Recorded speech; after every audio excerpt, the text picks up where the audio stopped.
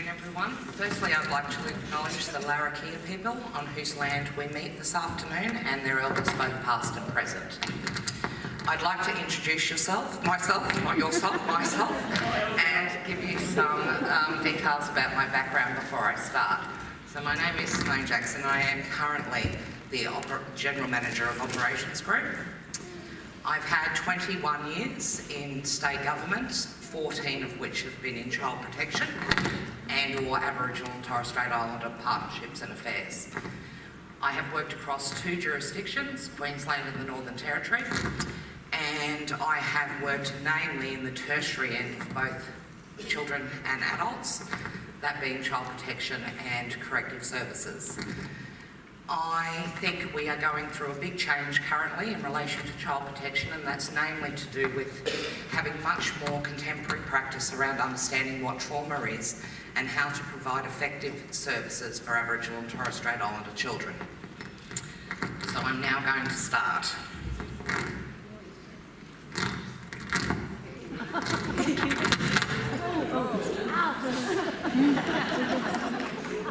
That's a good start. So we'll start with an overview of children in care, revisiting the landscape. Nationally, 5.7 per 1,000 non-Indigenous children under care are under care and protection orders. For Indigenous children, the rate is 49.3 per 1,000, nearly 9 times higher.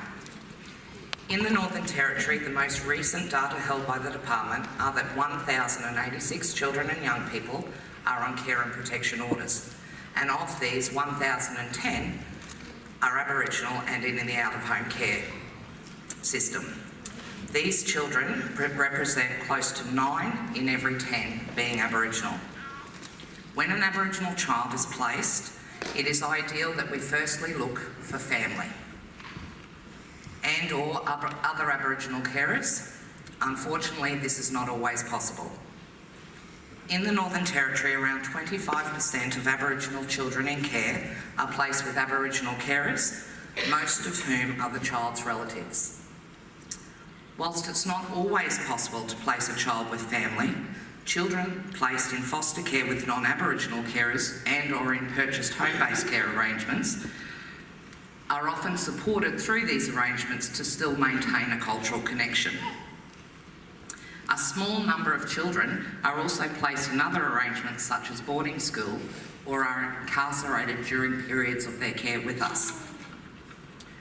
Research shows us that nationally, children who have been in out-of-home care are less likely than other children to finish school and are more likely to have poorer mental health outcomes than others who have not been in care. Indigenous Australians are entrenched in social disadvantage, and we should all be concerned about that.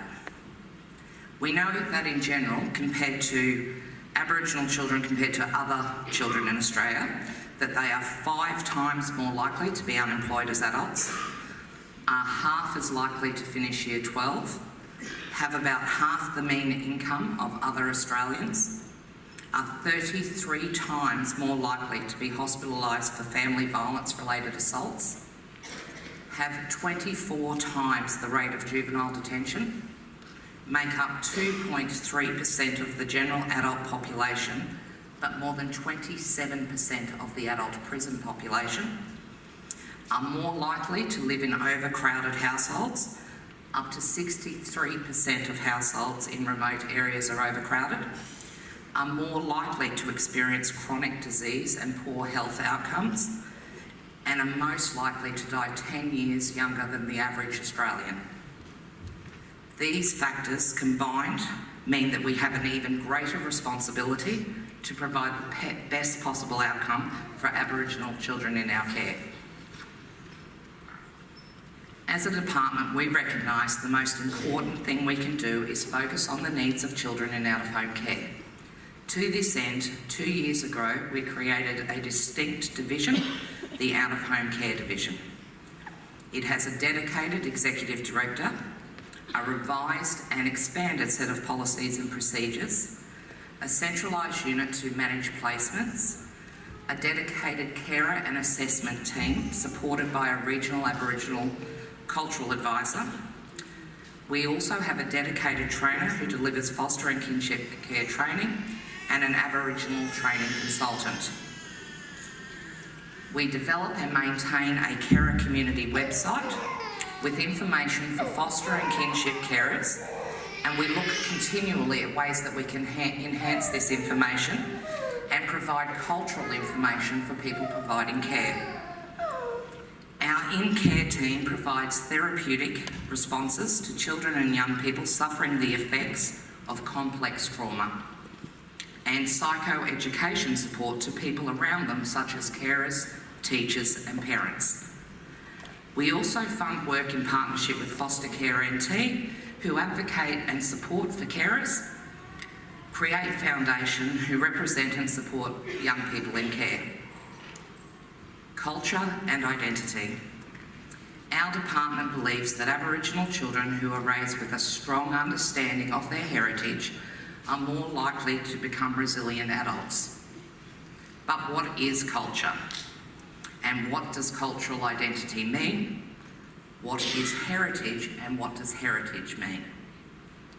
Some people see culture simply as artefacts, language, rituals, customs, food, art, dress and kinship. But the truth is, culture is much, much more than that. It comprises the values and beliefs that underpin people who interact with and relate to each other. It is at the core of what people do, how they do it, and why they do it. What is our heritage? This is where we come from. This is who we are. This is how we are raised. It is how we raise our children and the meaning we give to all of those things. Getting knowledge from the people we are, the place we come from, the events, objects, customs and experiences and beliefs we share. Culture is not static. It is fluid and constantly changing. It responds to social environments, social change and other people.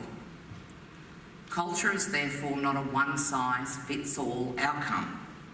It's not stuck in time or place, but it's understood and practiced differently by individuals, families and communities. But what does this mean for children in our care system and their cultural identity? A child's cultural identity can be viewed as a foundation on which every aspect of their being is built. It's the cornerstone of what makes them who they are. We know that in the Northern Territory there are high numbers of Aboriginal children in care, and that many of these children are unable to be placed with Aboriginal carers. This highlights the need for us to work in a culturally competent way with children, families, communities and partners to ensure the best outcomes for those children, where they can maintain a strong Aboriginal identity, know and experience who they are and how they are connected to people, country, practices and place. Ensuring that we do this in practice, though, is fraught with challenges. From the moment a child protection investigation team has assessed that a child is in need of care and may have to come into care, they will start looking for family members who can provide a safe home. The aim is to place a child with family members or as near as possible to their family and community for them to stay connected. It also makes it much more easier for the child and their family when we work towards reunification if this occurs. While the case management team look for suitable carers, the child will need to be placed often somewhere else in the interim. This is normally with an emergency carer who is hopefully living in the same community, but in most cases is not. The carer will often also be non-Aboriginal. Fewer than half of our care households are Aboriginal in nature. Kinship care, challenges in identifying suitable kinship carers and placements for children. Finding and engaging Aboriginal families who can provide a safe, and secure care environment for a child comes with many complexities. While the focus is of course on finding a safe and secure care arrangement, there are many cultural factors that we have to consider. Some of these include finding the right match between the child, the family members and the community. Just because an Aboriginal child is in a particular community, it does not mean they belong to that community. For example, you may have a child in Katherine whose mother comes from Tiwi and father comes from Alice Springs. Residing in Katherine doesn't mean that they're from the Katherine community. This means we must look for the most suitable location, and we must not rely on where the child has been removed from. Where a child sits in the kinship system and how they fit within that cultural relationship and the obligations associated with same can affect whether they can live in a particular household. For example, if they are in an avoidance relationship to someone in the household, it is against Aboriginal law for them to be there. The nature of harm that led to the child being in care in the first instance, the person who caused that harm, the family and community attitudes towards that event also impact on whether a family or community is the right placement for that child. Is the person who harmed the child living within the community? If so, what are the protective strategies, such as domestic and family violence orders, that could be put in place to ensure the child's safety? What does the family of the person who caused the initial harm think about it? If they are protective of the perpetrator and or minimise the abuse or harm that's been caused, they might not be able to provide that care arrangement.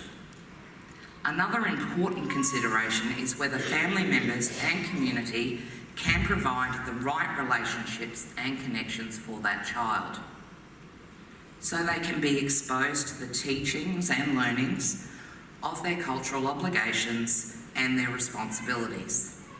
For example, usually boys will need to be in a family environment where there is an appropriate and responsible male person, a relative often on the father's side, and girls will require often a responsible female relative. When a child in care is unable to experience this learning, they can feel shame that they have let their families down. For example, when a young boy watches his cousins taken through initiation law but has not been able to take part in these ceremonies himself, this can have a lifelong impact. Household assessments. A second major area of challenge in determining kinship placements for a child is undertaking the household assessment. Our kinship carers and their households are assessed using the same rigorous probity testing that we use to assess all our carers. Although this is certainly a strength that aims to ensure all children are placed in a safe and secure home environment, it does mean that assessing the household is more than a tick and flick. The aim of the household assessment is to find a carer who can ensure the safety, security, well-being of the child and provide their daily care needs. The term overcrowding is often used to describe the living conditions for Aboriginal people in remote Aboriginal communities. If workers were simply to use the guide of how many people were in each household to determine suitability, no Aboriginal child would be in a kinship arrangement in a remote community. What we need to do is investigate that household and determine whether there is suitability within same. So you could be looking for what are the sleeping arrangements, who are the people that are residing in that household and what are their family connections. Does putting an extra person in that household place stress on that family? How is the rest of the space utilised? Is there going to be any impact on the child's safety? The questions that our workers need to be considering are there adults in charge of the household who can set household rules to keep the child safe? Are there rules about alcohol and drug misuse? How does the household manage sleeping arrangements? Are there community rules or practices that can help protect the children? Are there strategies in place to ensure there's food security? Is the adult who would normally have the main responsibility for caring for the child looking after many other children? And for all of us here, particularly those in the child protection system, we know that for many years what child protection did was load up grannies. So we had lots and lots of grandmothers with lots and lots of their grandchildren in care, and we continued to add additional children to those households, and that wasn't okay. We need to consider the burden of any household whereby we're placing another child. Are there any other pressures on that household that could impact on the ability to keep that child safe? We also need to be contemporary in our practice and understand Aboriginal family ways and the community of origin. Are there multiple households that we need to consider so that we are indeed doing probity checks on more than one household and recognising that a child may move between two? Does the household and that community have access and supports to other resources that can help them maintain this care arrangement? And does the household, as I said previously, actually operate across multiple households? Fluidity in our care arrangements need to be considered. Assessing if everyone passes the compliance checks.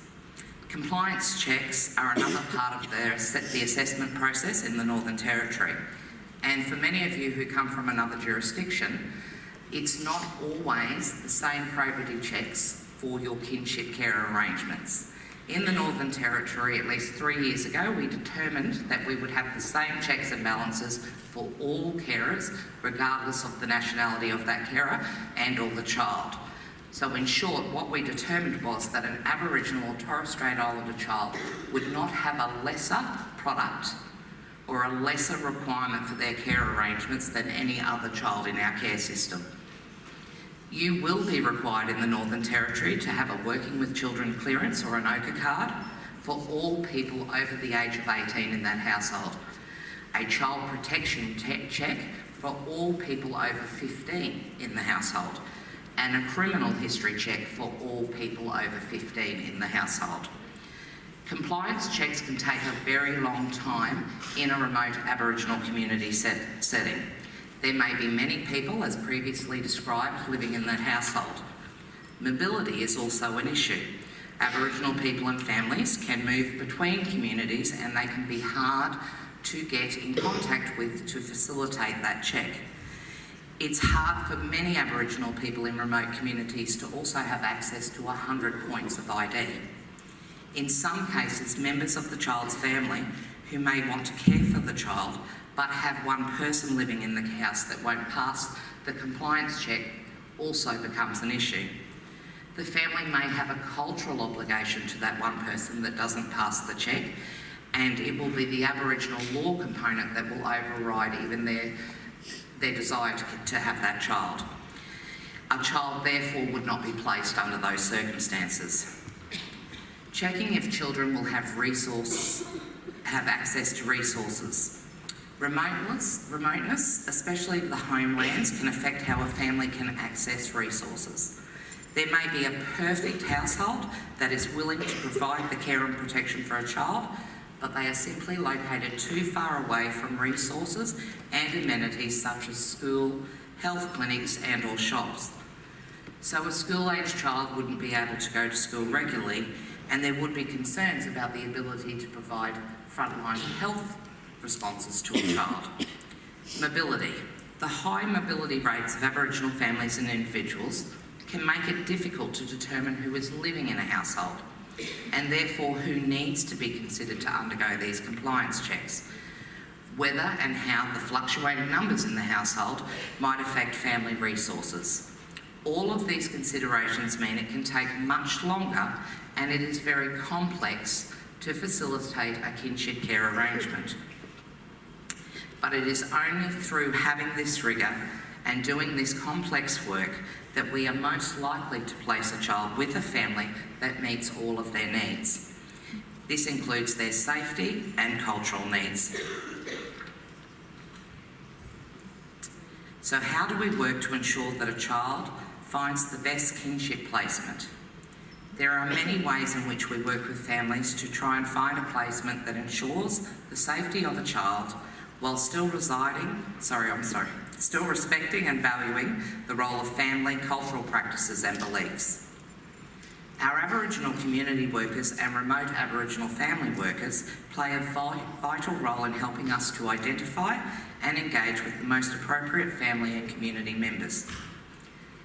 They then allow us to have community meetings with that family. Through these meetings, we conduct a comprehensive family assessment using family mapping and genograms to identify the best family members to care for a child.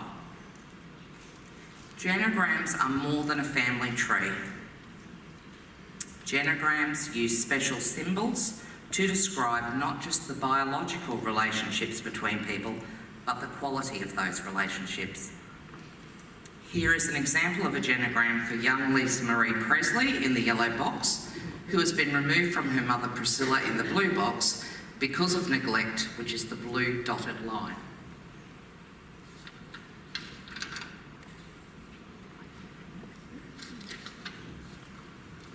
This genogram shows the biological and kinship relationship between Lisa Marie and her family members, their skin names, and whether there are any avoidance relationships or other relationships that might need to be considered.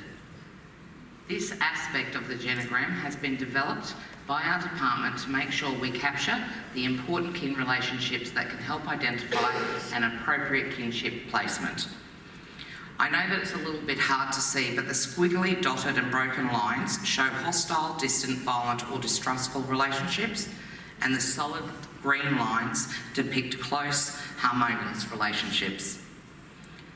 Colours within the circles or squares represent male and females, an indication of any health problems such as heart disease, drug or alcohol abuse. Although this looks very complex and would have taken a long time to create through discussions with family and community members, you can immediately see that potentially the best place for Lisa Marie is with her auntie Nancy Pride at the end of the double green lines. If this is where real family goes, then the next step for our workers will be to visit Auntie Nancy to discuss her willingness to provide safe and secure care for Lisa Marie, and then to conduct the relevant assessments. The beauty of genograms is that by recording all of the information in this way, it can help families to be part of the process of identifying and nominating the safest family members.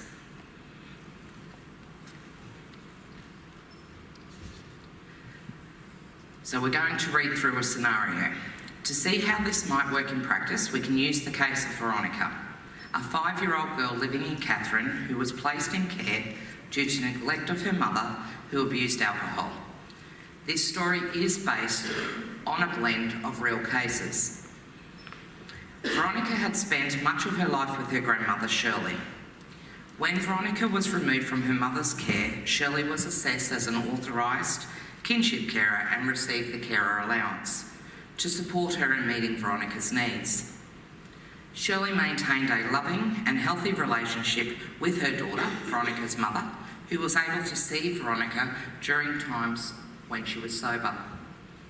Unfortunately, 18 months later, Shirley became chronically ill and was unable to provide the care Veronica needed. She could no longer remain an authorised carer, and Veronica was placed in emergency foster care in Katherine. Aboriginal community workers began the job of looking for appropriate other family members who could provide the secure care ongoing for Veronica. The starting point was Shirley, who had a wealth of knowledge about the family members who were living in town and on nearby communities. She was eager and well enough to assist. The Aboriginal community workers held family meetings with Shirley and a couple of other nanas to help develop the genogram. This described the biological and kinship relationships between Veronica and other family members, most of whom Veronica had not yet met. The genogram also showed where the issues were, such as violent relationships and/or alcohol abuse. 2 potential families were identified as suitable through this process, and referred on for carer assessments. The assessments were completed, including the compliance and probity checks and household assessment. One of the families was assessed as not being suitable, as they were already caring for a number of children and did not have the capacity to take on another child. The other family, an uncle on Veronica's father's side, lived in a community near Tennant Creek. They passed the assessment and became registered as authorised carers. The family actually lived next door to Veronica's father. Departmental workers and the family then started to transition Veronica into this care arrangement with her new family. Photos of her kinship care family were given to her and used to explain to her how she was related. She began to get excited about this arrangement and about meeting the rest of her family. The first visit from her family was held in Katherine, in Veronica's own environment, and supported by her grandmother, the only constant person in her life at that time. There were many family members present, including young children, and they all discussed ways in which they could keep up the contact during the transition phase. The adults also talked about their different cultural law and obligations and Veronica's place in the kinship system. By having these conversations, the family were unconsciously introducing and teaching the younger family about how Veronica fitted in to the kinship system and into their family. The younger family members were proud and knew how to introduce and interact with Veronica so that she would feel accepted. Shirley played a huge role in helping Veronica to feel safe and happy about moving away. She gave her a blessing and Veronica began to live with her new family. This was an important step in Veronica's life because when Aboriginal children are placed away from families with whom they have spent the first few years of their life, they often feel that they're abandoning the family and or that that family member or family may no longer want them. This makes it crucial that the family members who help to raise a child are part of any transition period. Further visits were held in Katherine and in Veronica's new community. Veronica was happy and excited, and more importantly, she felt safe and confident on the community, knowing she was encouraged by her grandmother. It took 3 to 4 months to identify and assess appropriate kinship carers for Veronica and to successfully transition her into this arrangement. Veronica has now lived with her uncle and his family for about a year and has been encouraged and supported to make contact with and visit her younger siblings who live on other communities. She looks forward to spending time with them, and she still spends time with her grandmother. Recruiting carers. As that case scenario shows, it can take a long time to work with family, community members, and find family members with the appropriate cultural relationships to a child who pass all of the assessments and probity checks. We know that if children need to be removed from their parents and placed in care, the best place for them is with family members who can provide for all the needs discussed today. We simply do not have enough Aboriginal carers. Our department has developed some innovative and exciting strategies to recruit kinship carers, and our CEO referred to a couple of these in her address this morning. These include a recruitment campaign with talking posters that have been developed in 13 Aboriginal languages. These are being erected in communities to encourage community members to apply to become generalist carers. The campaign is also trialling radio ads being broadcast through Karma Radio in Central Australia. The ads depict the voices of children and adults talking about the value of providing care for children in need. These were created through a local school and have been developed so far in 5 languages. Our workers also support and encourage flexible care options when, for example, compliance checks and or avoidance relationships might prevent a child's permanent placement in a family that is otherwise suitable.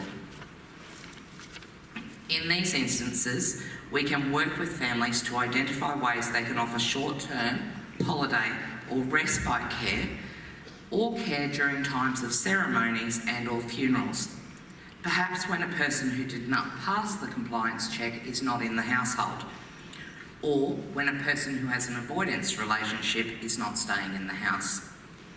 Often family will arrange for this to happen, by example, asking the person to visit an outstation or to stay at another relative's house so the child can visit. This allows for the child to maintain a cultural connection and experience the rich and full life that they would have in a community setting. We recognise that even when we're able to attract more kinship carers, we may still need to do a better job to ensure that the quality of the care they provide is maintained. One way in which we already do this is to equally value the roles of kinship and foster carers by providing them with the same carer allowance to help meet the costs of caring for a child. Our Aboriginal community workers and Aboriginal practice advisors play a vital role in supporting the effective management between the relationships of kinship carers, our in-care support therapists and our out-of-home care division. They support kinship carers to understand their roles, the roles of our therapists, and to be involved in ways to develop therapy plans for children to understand the trauma that brought them into care in the first place. They also assist kinship carers to help therapists understand the cultural meanings, complexities and the context of a child's behaviour, which may give rise to the first consideration when working with an Aboriginal child. An example of this is where in-care support teams use a male therapist for teenage male children. Another example is that when we're able to use therapists to help understand why an hallucination for an Aboriginal child may not be what it means to a non-Aboriginal child. It might be related to a recent death and it might be fully appropriate. Foster carers are the second option if kinship carers cannot be found. If we have not been able to find suitable family members to care for a child, the child may need to be placed in the home of a non-Aboriginal carer. This means a child that has grown up in a remote community may end up placed in a regional setting such as Darwin, Alice Springs or Tennant Creek with non-Aboriginal carers. This can add to the difficulties for the child. When children are living away from their country and family, it can add to the challenges, and it also impacts on our ability to fill our obligation, ensuring the child's cultural needs are met. In order for this to occur in a meaningful way, it's crucial that we work in partnership with foster carers and others to help children maintain their cultural connection. How are we doing this? We recognise that we don't always get this component right, but the department aims to work with the child, if they're old enough, members of the child's family, the foster carer, community members and our Aboriginal staff to develop and implement care plans that consider and address the child's needs, inclusive of their cultural needs. We rely on and value the role of foster carers in helping us to put these plans into action to help maintain the cultural identity of a child, and by doing so we follow the following items. Help the child to create and maintain life storybooks. Help the child to attend cultural events such as NAIDOC Week, National Aboriginal and Islander Children's Day. We display photos of the child's family. We can consider other ways to help the children stay connected to family and culture. Piloting a new training model.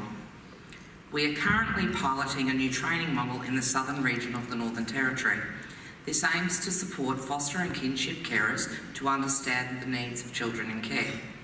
In the past, Aboriginal guest presenters delivered one module of a 12-hour induction for kinship and foster carers.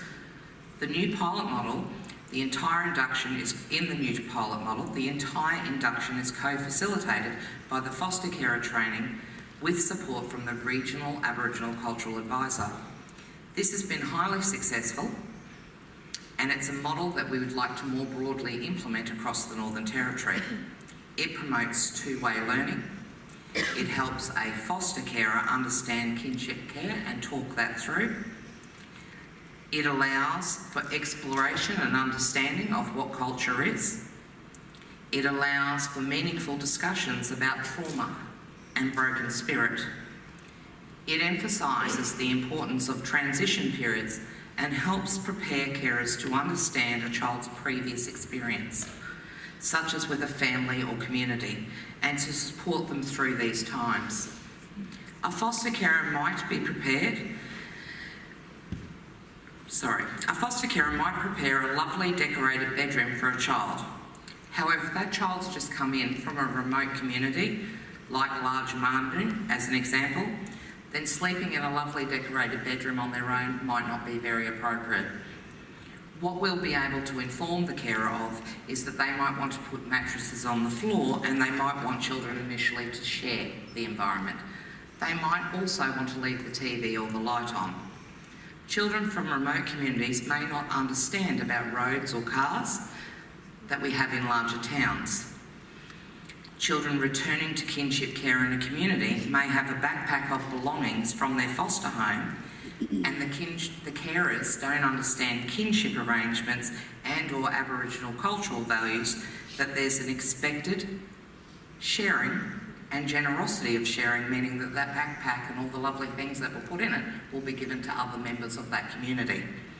This is two-way learning, and it's training that helps our foster carers to feel comfortable in asking questions and making the most of these opportunities so that they're best placed to help connect that child with their family and to enhance their cultural identity. Many foster carers get uncomfortable the first time they're walking down a street with an Aboriginal child and a large group of that child's family approach them. We also provide them with tools to understand how to interact meaningfully, how to allow this interaction to happen, and what not to be concerned about. Through this training, foster and kinship carers have been encouraged to buddy up with each other so that they can call on each other and get advice. We understand it is not always easy for foster carers to know how and who to contact to provide culturally sound placements. However, we do know that a child's cultural identity is at the core of who they are. And we do know that if we open up this conversation, the experience felt, the experience provided through being immersed in these conversations will enhance the outcome for the child. This means the most important way we can help all children is to maintain their identity through not only supporting, but ensuring as much as possible the children spend quality time with their family, including extended family. They maintain contact by phone and or face-to-face and or Skype, and that we provide as many occasions as possible for the carers to come together and take advantage. We're going to provide another scenario now, which is about a foster carer. It's an example of how it works well when we do our work well. This is a story of working with Jack and Joan from Alice Springs. Jack and Joan have been foster carers for 15 years and have cared for many Aboriginal children, many with disabilities and high needs. Two children, Sally and Sean, came into their care for respite care and have never left. They will stay there till they turn 18. Jack and Joan have deliberately forged relationship with Sally and Sean's family because they know and recognise how important it is to the children's cultural identity, their sense of belonging and their resilience. Sally's grandmother lives in Alice Springs but is unable to care for Sally full time. However, she's been authorised as a kinship carer, and Sally lives with her on the weekends and for holidays. Jack and Joan support this relationship and make sure that the grandmother has everything she needs to care for Sally when she's with her. They also support Sally's relationship with her younger extended family. Sean's family live in Hermansburg, and Jack and Joan have made every effort to help Sean stay part of his family. Family members call in when they're in Alice Springs to spend time with Sean, and Jack and Joan take lots of family photos when they're together. When there is any big family gathering in Hermansburg, Jack and Joan drop Sean off so he can be involved in his culture, ceremonies and family events. Both children have the phone numbers of family members, and there are regular phone calls between them all. Jack and Joan make sure they let Sally and Sean's family know when there are special assemblies at schools or when the children are receiving an award. They understand the poverty, they understand the families are doing their very best, and they don't mind supporting the children to visit their communities. They help the children to understand and accept that sometimes mum or dad or auntie won't make it to their award ceremonies or the school assemblies, but that's okay. They are not judgmental. They understand that when any of the children they've had in their care over the years might have acted out after visiting family, that this is to be expected. They're not sad, they're not traumatised, they just continue to support the children. Jack and Joan's slow and steady support of Sally and Sean and promoting their connection with family means that they have now gained the respect of the broader family, and they themselves are included in those networks. For Sally and Sean, they are an integral part of their extended families, and they are safely supported to maintain connections and their cultural identity. Not all foster carers are able to embrace a child's family and connections in this way. However, there are many good examples of how Northern Territory carers have supported cultural identity of the children in their care. By taking a holiday to the child's community, by encouraging the contact I just spoke of, by allowing family to speak with the child when they come up in town. When carers, workers and families work together like this to help the children stay connected, the placement will be most successful, and more importantly, when the child reaches adolescence, they feel safe and secure in who they are. If necessary, a carer can continue to support that cultural identity through other mechanisms and partner with other agencies. We have regular morning teas for foster carers, and we know that a worker once observed that two boys of a similar age had come together. One boy had weekly contact with his mother for many years. She would spend time with him, take him around town and introduce him to family. He was settled and content and secure in who he was. The other boy had no contact with his family or community, and what was observed is that he was unsettled, angry, acting out, no sense of who he was, and was unable to regulate himself at any of these events. Whenever we can, whatever we need to do, we need to help our children in care stay connected. We all recognise that our systems, whether it's governments, non-government agencies and or communities, we don't always get it right.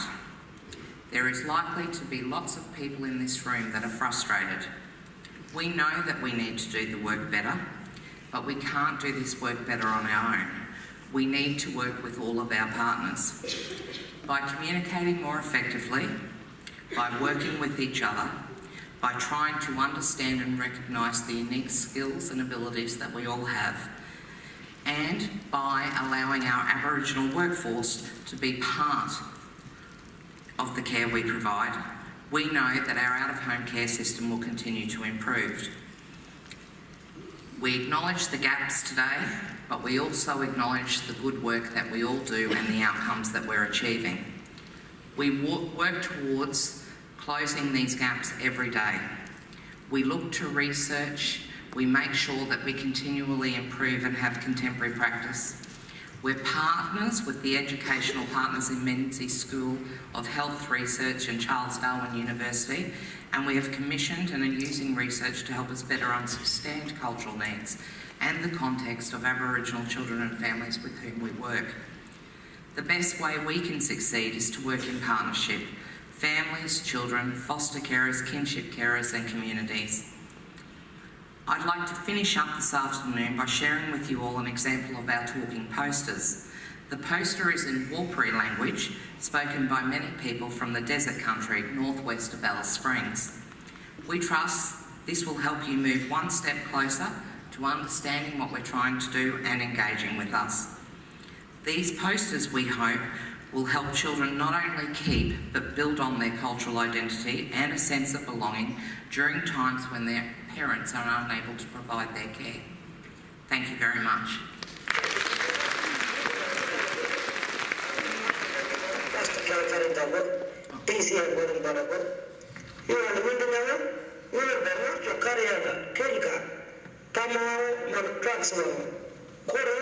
First of all,